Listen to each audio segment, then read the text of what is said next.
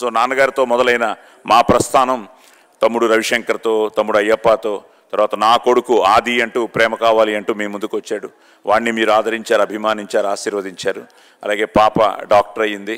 So already అల్లుడు, కోడలు, ఇద్దరు మనవరాళ్ళు, ఒక మనవడు, తాతను కూడా అయిపోయాను. సో ఇదంతా మళ్ళీ ఒరిజినలే, మళ్ళీ ఏదో అలాగా ఈరోజు నిజంగానే, ఎందుకంటే అందరికీ అవకాశం ఇస్తూ అయినా చాలా కష్టం.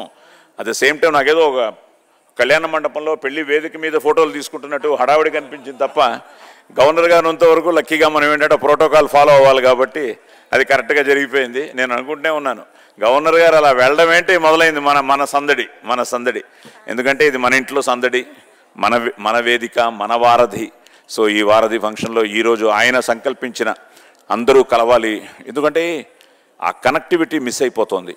ఆ కనెక్టివిటీని ముఖ్యంగా ఆయన పెట్టుకుని మనందరికీ ఒక బంధాన్ని, అనుబంధాన్ని అది నెలకొల్పాలని, అలాగే సాంస్కృతికంగా మన అన్ని సంస్కృతుల్ని కలపాలని, అలాగే వాణిజ్యపరంగా నెక్స్ట్ జనరేషన్కి మంచి భవిష్యత్తుని పునాదిగా వేయాలన్న ఆ సంకల్పంతో ఈరోజు నిజంగా చాలా చాలా ఆనందమైన ఒక వేళ.